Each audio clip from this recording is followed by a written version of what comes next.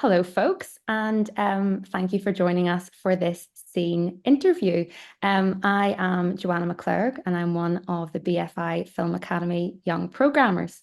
If you're not familiar with Scene, it's a strand of the BFI Film Academy where we interview really exciting and emerging filmmakers about their work and their inspirations and how they've gone about finding some of the collaborators and opportunities that have allowed them to build a career in filmmaking.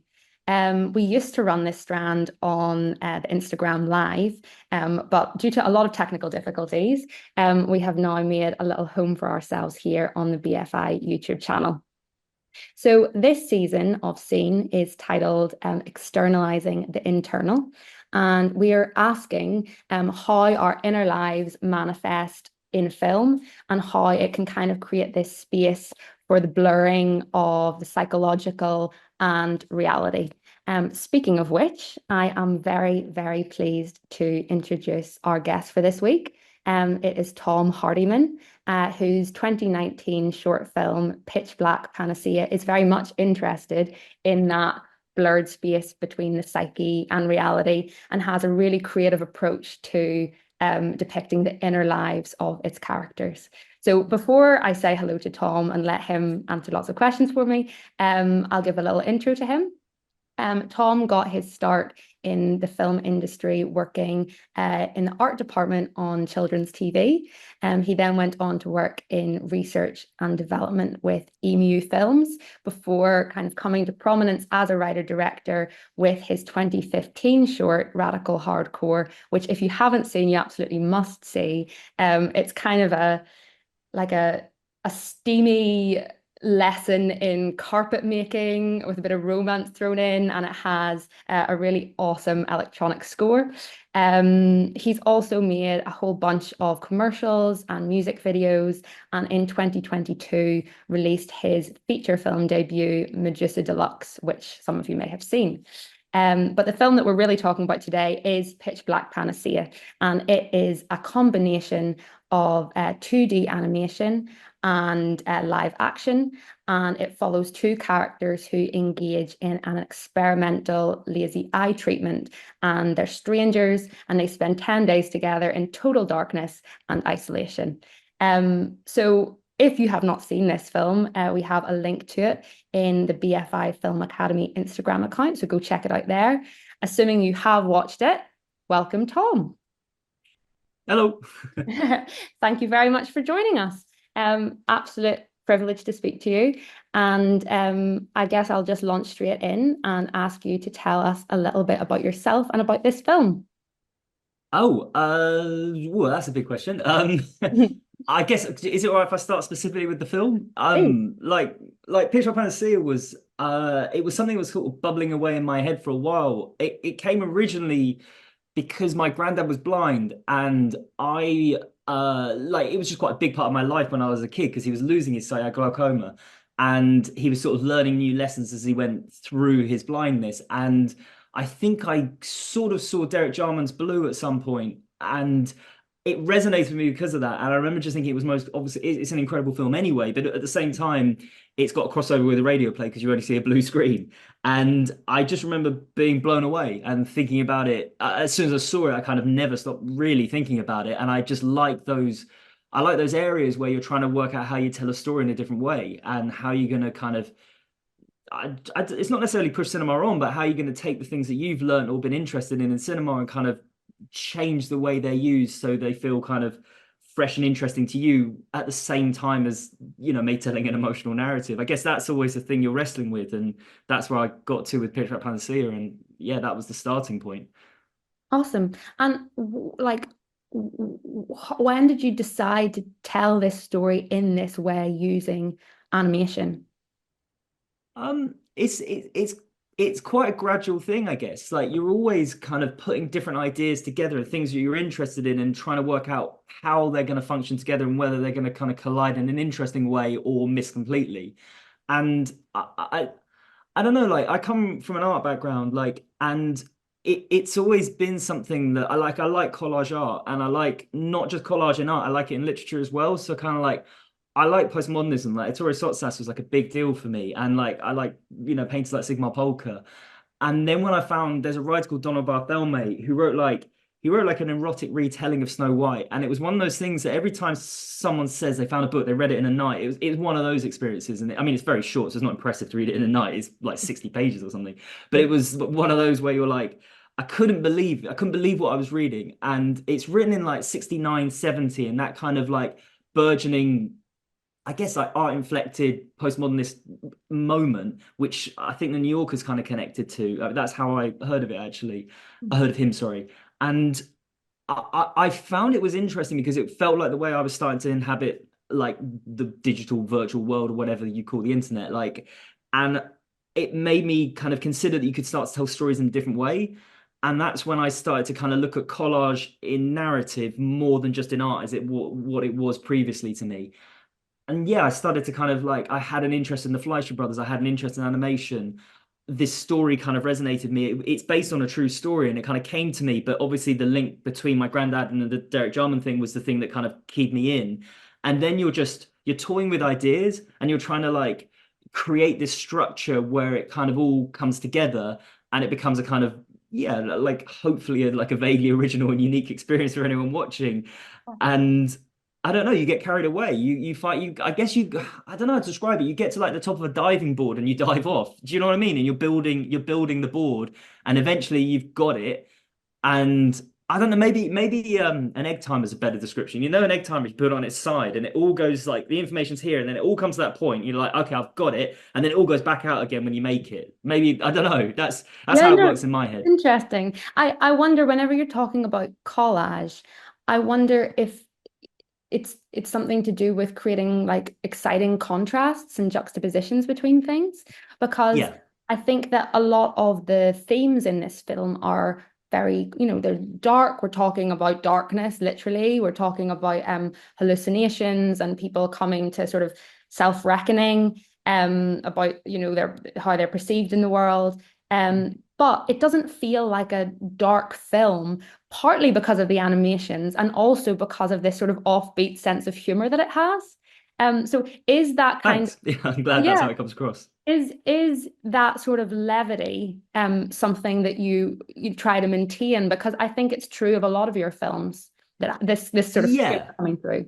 No, it is. I mean, comedy is like a big thing for me, and it actually took me quite a long time to realize how passionate I am about comedy. Like, I kind of because I came from like I guess I've gone art, film, and then like when I started writing, I've always been drawn to comedy, and I've always had like a kind of background. Like I read the Spike Milligan novels as a kid. Like all those sort of things were there or thereabouts, and like it's impossible to miss things. I don't know. For me, like the thick of it and stuff when you're growing up, like and the language they're using, and the quickness of it, and then the way that humor can kind of twist a moment to be entertaining, quite emotional, and I don't know, it's got multiple levels at the same time. A joke can do so much, and I find that kind of intriguing because that's the kind of thing that you're always wrestling with. You want someone to keep watching, obviously, but then you want them to be moved, and then you want them to be kind of like questioned and informed in some way. And I think there's something about comedy. When I was talking about the diving board earlier, like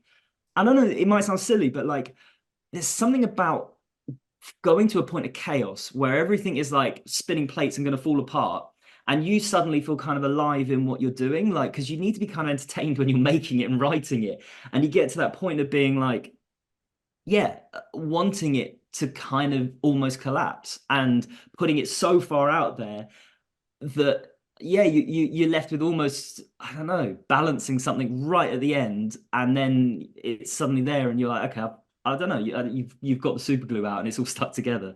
But also, I should say, just in this conversation, that I made it with Chris Cornwell, like the animator, and like he's a key collaborator on this. Like we work very closely together. Like I mean, I went and wrote it. I approached him because I'd seen his work, and we went back and forth on this for months, and he was doing a lot of like MMA training at the time. And every time I used to speak to him, he used to have like another black eye or something. And I was just used to think it was so surreal and so kind of appropriate for the film in my, I don't know. It The was a really eyes fun feature a lot. experience. Yeah. Yeah, yeah. I mean, he is so talented and so incredible. Like I wouldn't want to talk about this film without mentioning him. Of course. So tell me a little bit more about how that relationship came about and how you actually did go back and forth about the story. Yeah, I mean, I'd seen a short film he had made, and I thought it was interesting. I had like a specific interest in the Fleischer brothers. Like I like early animation, and I like that point of which they were kind of figuring it out. Mm. Like it's the same with cinema. Like when you've got certain things which you can see a filmmakers just, I don't know. That's when it's most electric for me. I kind of like films which are either like divisive or failures completely, like where somebody's really trying something and you're like, oh my God. And whether it comes off or not, you can see, like, even like, like there's in that film Speed Racer, like the way that the camera's going through the windows into a completely different, like they're bringing like the Looney Tunes to life.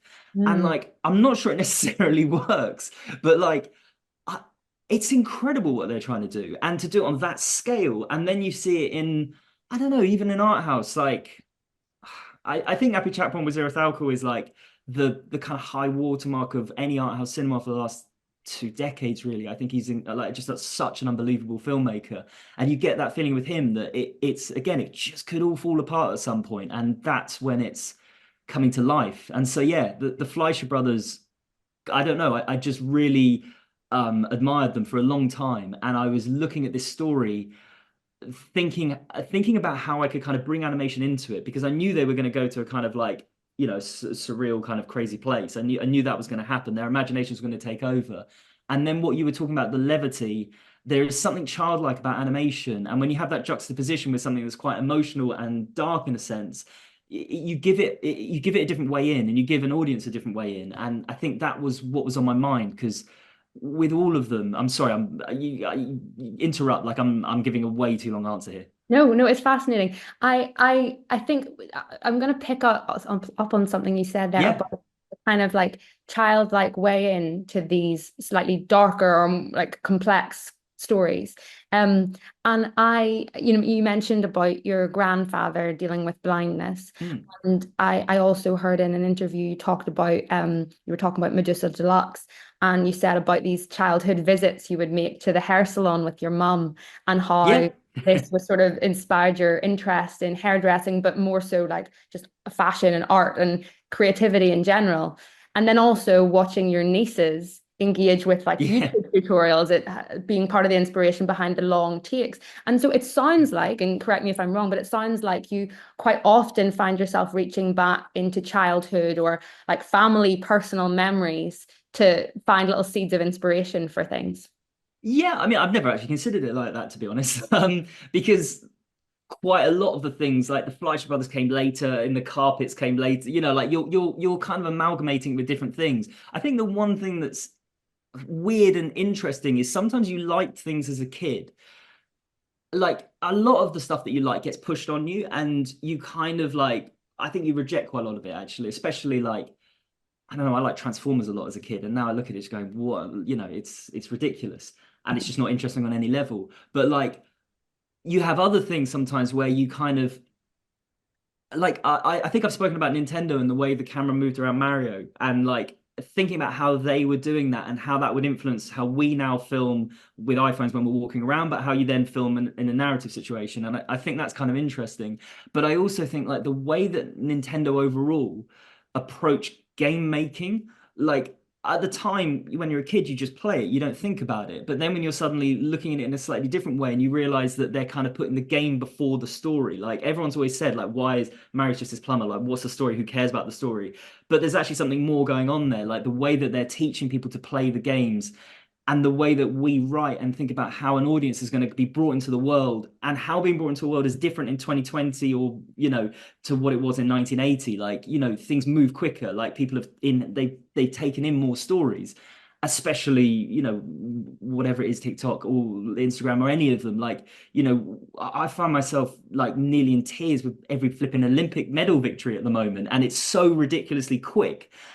And yeah, you're always trying to think how's that gonna influence how you're writing. So it's yes, I am going back to childhood, but it is kind of coming from everywhere. It's sometimes you just have I mean, you must do this. You must look back at certain things you liked as a kid where you were like, I mean, what did you like as a kid? Like what do you look back at now and think that was interesting and I want to use that?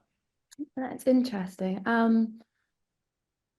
I guess, yeah, like these virtual worlds, because I grew up with like the Nintendo Wii and the Nintendo Mm, DS, things like Nintendogs.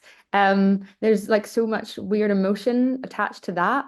yeah. You used to like leave your Nintendog for a week and worry that it was going to be famished and think, oh, is the dog dead? Mm, Come back to it. And yeah, sometimes, I mean, I hear a piece of music that was part of a video game that I played growing up, and suddenly you're transported into this sort of weird liminal space. Um, yeah. but yeah, totally. I mean, But I hear what but you're saying. that's the kind of the interesting thing is because as soon as you think about Nintendogs or like Tamagotchi before that, like you're in an immediate conversation with AI. Like, I know every AI is the fashionable thing to talk about. It is everything, but like it's not that far removed, and you can't really escape it. And you realize that all the things that people were starting to do with computer games, they're all linked up, and then you're trying to kind of pick it apart and yeah, you see how it might influence you. I think that kind of breadth of what you're intaking is because a lot of things get kind of talked down very quickly. Like, I think when we were talking about hairdressing, actually, like when Medusa was first coming about, like it was something I was definitely aware of that you have. Like, I kind of think what hairdressers do is incredible, especially Eugene, who I worked with on that film. I think he's remarkable, and he was working to the exact same parameters to any sculptor I know. Like, it's in the same conversation. He's thinking about the same things, but obviously it's hairdressing, so it's not in the kind of fine art conversation. Right. And I think that's that thing of like going all these things which are kind of shipped out of high culture or whatever it is.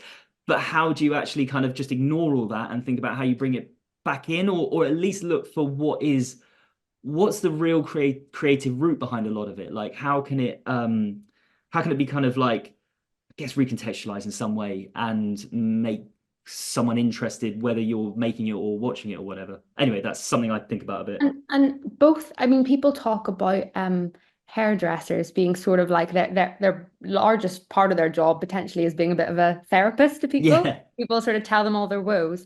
And similarly, I think in Pitch Black Panacea, it's the therapy, the intention of the therapy is to correct these individuals' lazy eyes, but really it Hmm. becomes this sort of strange, quite radical form of therapy for them where they have this self-reckoning. Do you view these sort of niche little worlds, slightly obscure, slightly like subcultures and as like ways into a character psychology? And are you always looking for like new and fresh angles into character? Yeah, yeah, I think I am. Yeah, I think I like it is that thing of just, I don't know, it's a horrible thing that as soon as you start writing, like I never really meant to fall into writing. It was a bit random. It was more because I was writing something about carpets because I really like carpets. And I asked a few writers if they wanted to either write it or help me. And all said no, because they're not interested in carpets. So I was like, oh, okay, all right, I better write it. And then after that, I don't know, it's kind of gone on like that. Like it's kind of you sort of find your way into it and then you start to analyze it and think about it and kind of you can't help but listen to every single conversation passing you, every experience you've ever had, every time, there is a particular way people talk in hairdressers that I do find interesting and kind of like there's not many experiences in life where someone actually like whether it's a masseuse or a dentist, and I have actually made a film in a dentist, but like or a hairdresser who actually touches you while they're doing their job. It's actually quite unusual. And it's that thing of like, if you're talking to someone in a car on a long car journey because you're not looking at them directly, you can have a much more kind of open conversation. And yeah, those spaces are just always interesting. As soon as you take a sense away, like in Pitch Black Panacea, like you're gonna have a completely different relationship to someone, and it does allow you a different way into a character. And yeah, it kind of opens it up in a lot of different ways in the comedic side as well, quite quickly. So it's the answer is yes. Would you describe yourself as someone who has sort of like obsessions and fixations with things? And if so, do you think that that's like an important quality to have as a filmmaker? I mean, I've literally just had a text argument for like maybe an hour and a half with like one of my closest friends about something that's so ridiculous. And I would have said about 10 times in the conversation, my friend was like, could we like just stop talking about this? So like I think yeah, I do get pretty obsessed. Like I kind of get pretty but I don't think that's unusual. I feel like and I don't even think it's that unusual to creative people. Like and I don't this is a bit of a weird word, but like I guess once you start making stuff, you're in that world. But like I don't know. It's pretty hard not to. Like everyone goes down Wikipedia, YouTube holes, don't they? Like it's impossible. you just get drawn to things, don't you? Like, and then you're trying to work out how, I don't know, how they function, and how, when you start making a story, how you can put a narrative around it and kind of think about people's emotion and character inside it. So yeah, I mean, I get obsessed completely. What I spend my life like obsessed. what's your current obsession? Or like what is really setting you on fire at the moment? It's a difficult question to answer because I've literally just like 2 days ago finished a script, and there's been nothing else in my life. Like it's the only thing I've really been able to do outside of it is just like read just in the evenings, just to kind of take my mind away a little bit. And I guess, I mean, I've loved Mishima, the writer, for a long time. Like, I just really, I saw the Paul Schrader film, and I think I've got a bit of a thing about films which are like a writer's world inside a writer's autobiography. Like, there's not that many films. It's very much a sub genre. But that thing of where it's playing with reality and fiction, so you're allowed to have these incredible flights of fancy when it's actually quite a grounded story at the same time. And I remember, I think the Arbor kind of does it in a very, very different way. I mean, I love the Arbor, but like, and yeah, that brought me to Mishima, and I've just got progressively more and more obsessed with him. I was reading his first book, like just on a train the other day. You know, sometimes you just miss the most famous one, and eventually you get to it. And I just got to the end, and it was like, it's a really, like, it's such a small scene. It's two people just dancing. I won't like tell the whole book, but there's two people dancing, and this person's having a kind of inner monologue and a kind of self-discovery at this moment when they're dancing. And it was really hard to describe because it felt like being in a kind of like, he's in the space not talking to anyone. Like, no one actually knows what's going on inside in a monologue, but you can feel the kind of heart beating and kind of this explosion inside him. And it was so weird to have it like translated in. I felt like the whole like train was like vibrating. I'd never really felt that with a book. And I think I must be just getting like, I think I'm obsessed with him. Like, I love him. And he's a very problematic person. Just sorry, I should say that. Like, he's got Okay. some serious, like, he's got a mad life story. But the writing, it's actually, sorry, this is a really long answer.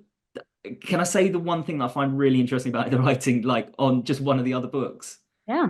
Oh, so there's this book called The Golden Pavilion, which it's basically about a monk who got obsessed with the Golden Pavilion, thought it was too beautiful for people to look at, and burnt it down. It's a true story that happened in like 1920. He writes the book in about 1950, 60. And then Paul Schrader makes the film in 1980. And when you watch the film, and then when you read the book, and then you know the actual original story, there's this really weird kinship, I think, between the three. I mean, I've never met Paul Schrader, I don't know him at all, but I get the impression he's a pretty big obsessive, and like he seems to really like feel deeply. And then you get this thing from Mishima, that like this depth of feeling in him. And obviously the monk has burnt something down, it's a national treasure, this thing. Like, he's burnt it down, like, and this thing of kind of like a depth of feeling about beauty and emotion turning to violence. And that those three, I think, really understand it with each other. And they're having this incredible conversation over a course of like a century, effectively, where I mean, I'm not saying I particularly understand like beauty and violence. Like, I'm not about to burn anything down, but like, I find it incredibly moving that like they are re-experiencing it, almost, the two people in the latter stories. I just can't get over it. I just think that's so remarkable. And like, yeah, it stays with me, and it's been with me for a while now. Anyway, sorry, that was a long answer. No, brilliant. To take a slight departure, Yeah. music is something that has featured a lot, I think, in your filmmaking. Mm. I know that one of your kind of first forays into filmmaking was doing this Boiler Room documentary where you followed DJs Yeah. around Portugal, and you also, I believe, worked for Radio One for a time. Um, Well, yeah, I did, but like, like literally just as a person who was there. You know what I mean? Like, just walking around in the background getting people tea. Like, it wasn't Entourage. particularly, yeah. Sure, sure. But yeah, you've made piles of music videos, and I wonder if there's, do you have a particularly different approach when it comes to making music videos? The stuff which we're talking about previously, where it's like, where you're thinking about how to tell a story, you're thinking about how modern technology or just modern life has affected how we see a story. It's quite hard sometimes to get, like, music videos are difficult because you kind of you've got one day. It's the whole industry has changed quite significantly since, like, you had the era of Spike Jones and everything, who made just such unbelievable work. But like, it's just a different space now. Like, you've got to make things much quicker, and it's quite hard to kind of get that. I don't know, just it's hard to do exactly sometimes what I might do in my own work. And so yeah, it's been um I guess I do think rhythmically, like, that's something that is key, and I do think about music a lot, and I do, yeah. I think the rhythmic side of it is probably the thing that's got the it's the same from both sides. Like, Right. that's the one thing. Like, I do, because I kind of started editing at art school, so like, I think there's a whole generation of filmmakers now who you had to edit your own stuff, like, to start with. You didn't, it's a completely, like, that route to making films that people in, I don't know, in the 60s and 70s went through is so radically different now that, you could be a YouTuber, you could be a TikToker, whatever. You're coming from that background. And I feel like when I was learning, it was the very beginning of that. Like, it was the moment where, yeah, you did everything yourself, and working out the rhythm of a Final Cut edit, which is what I was doing back then, was so connected to music. Like, everything I was making was rhythmic. Like, all, like, I used to make like installations and stuff, and kind of, it was all, I had multiple projectors going with multiple kind of like rhythmic pieces working in that kind of thing. Sorry, connection with each other is the word Yeah, I'm yeah. looking for. Cool, cool. And can you tell me a little bit about like how pitching works whenever you're pitching music videos? Pitching. That's a really complicated question, actually. Um, I think it's always best. So the music industry is like, it's like, I don't want to say rushed, but I probably do mean rushed. Like, everything comes quick. Right. It's got crazy turnarounds, and like, that kind of like time you take to craft something is very, very different. And so I think it's really better if you've got a relationship with a musician. Like, I mean, I like dance music. Like, I'm, I come from that background. I like clubbing. Like, it's kind of, I- I've had friends who are DJs for quite a long time, so it's kind of, I don't know, that's just the world I've lived in. And like, it's so special when you're working really closely with someone and making something together. And that's a really difficult thing to do quite a lot in music videos. Like, you are just kind of like, something's fired across, it comes in your, in your inbox, you listen, you have an idea, you send it back, and you're suddenly in a conversation, and a week later you're making it. It's pretty mad. So it's like, yeah, you're almost sometimes like left wanting a little bit. Like, there was this there's a couple of videos where you're there, you're going, oh, I have this idea, I want to do this, this, and this, and this.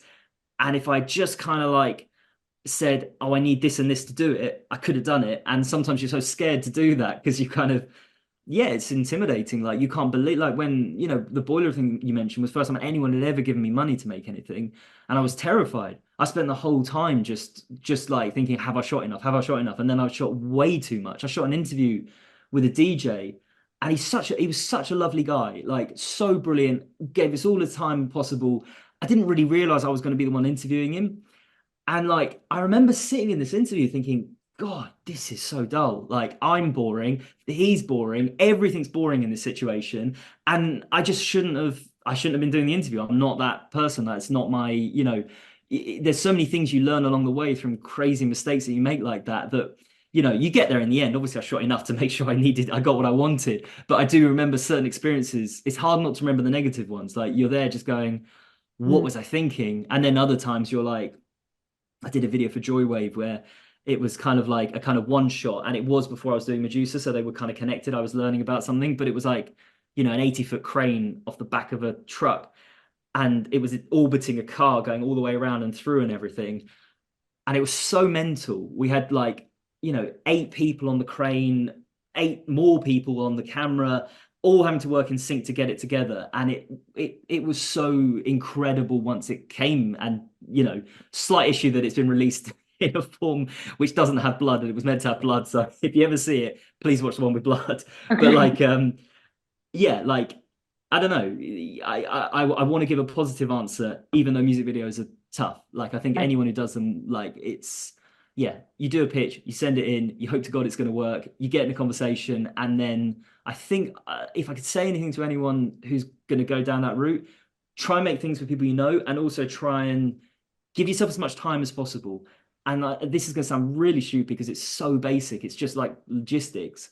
Get 2 days. Like 2 days makes just such a massive difference. And so many music videos are one day that like, yeah, I mean, filmmaking is logistics. It's a really boring thing to kind of admit, and no one would ever really want to hear it. But like, it's really what it boils down to. Like, how long have you got to get that shot? How long are those people going to take to set up? And you only learn that over time. You only get that once you've been on set for quite a while, where and also you start to realize your own skills, like certain things like shooting close-ups.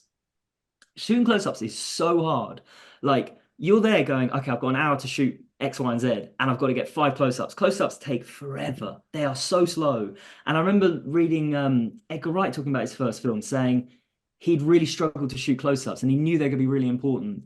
And so he shot all of them on his lunch breaks, every single close-up, like literally just a foot hitting an accelerator or a person clicking an indicator, like really crucial things for an edit that make such a big difference. Like I kind of believe that great films are in the bad shots, they're not in the great ones. It's like it's the ones that tie things together. Like they're usually the most emotional ones, and they're usually the ones that bridge between everything else. That's what really matters. And yeah, close-ups are an interesting thing. I kind of yeah, I could talk about logistics for hours, and no one's going to be interested. I have a quote from you here. In a Wow. 2020 interview, you said, I put all my savings into making radical hardcore, which seems mad in hindsight. I was just wondering, with a bit more hindsight, does that still seem like a mad thing that you did? And what advice would you give to young people who want to make films and progress beyond like zero budget and make something Yeah. that has a little bit of money behind it? It's a really hard question to answer right this second. Maybe in a couple of months, like the answer will be emphatically yes, everything's amazing, it's great. Right now, but like, yeah, that was the case. Like, it was like I was working for a production company, and I just had, to be honest, I was working on a film called The Goob, and Guy, who's the director, like he's like a really lovely person, and I don't know, it was like a really kind of big experience. We did a film called Catch Me Daddy and a film called The Goo. They're both BFI films actually, and I was just like running around trying to help sort of person. And I remember in the grade or the edit, I think it was the grade of that, I just said to Guy, I've got this thing in my mind of I want to make something about carpets, and I told him the story of Radical Hardcore, about a love story about the history of British carpet making, and it's really stupid. He literally said, just do it. And I was like, oh yeah. And it sounds like you're basically saying the Nike tagline. Like it's such a silly, like it's not advice, it doesn't help anyone, but it kind of is all there is. Like there is nothing else. You just got to do it. Like, yeah, that was all my savings. Like that was everything I had. I put it into that film, and it did feel insane. And it feels probably more mad right now than it did then. Like it's definitely hasn't, I haven't been going like I could really, yeah, it'd be really great if I had those savings now. But like it's, yeah, I don't know. It's you learn from doing. It's very hard to like. I mean, I was listening to the Michael Mann toolkit thing podcast earlier, and obviously I listen to them because I can't help myself. I love listening to other filmmakers. I love listening to like other people solving problems. But the truth is, you virtually never take anything from it. Actually, that's not true. He says something about cloud cover in Los Angeles that was quite interesting. Okay, he says something about that which I hadn't ever heard before, and that was interesting. But sometimes, usually, yeah, it is just doing it, and it's a really difficult thing to say, like because it's not that easy. Like it's really not easy to get up and do something. Like it takes a lot of support, and I was way too nervous. Like I dealt with nerves for years. Like I found exams hard as a kid. Like I get extremely nervous, and I still get nervous on set, and I have to like, and it's not like a normal nervousness. It's like a kind of quite debilitating nervousness where I have to know everything, and I really have to have a complete handle on what's going to happen, so that when it does go wrong, because it obviously always goes wrong, you can make the changes really quickly because you knew everything that could go wrong, you were prepared for it, and I've got such an incredible respect for because there's so many different types of filmmakers. You've got someone who can kind of like find the feel on set and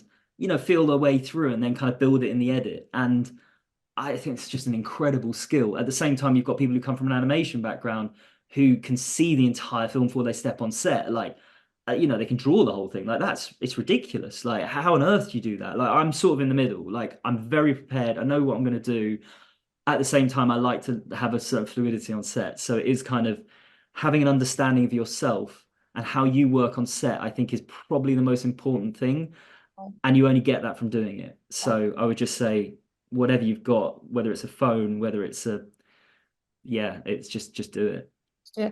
And a final question, because I do need to start sort of Yeah, wrapping yeah, up. it's fine. Um, what, like, has mentorship been a big part of your journey? Have you had any mentors? It sounds like, you're always reading books, listening to podcasts, of other filmmakers, but in your personal life, have there been any, people that you've met along the way who have shown you guidance? And for some of the young filmmakers watching, where would you suggest they go to find that kind of guidance and support?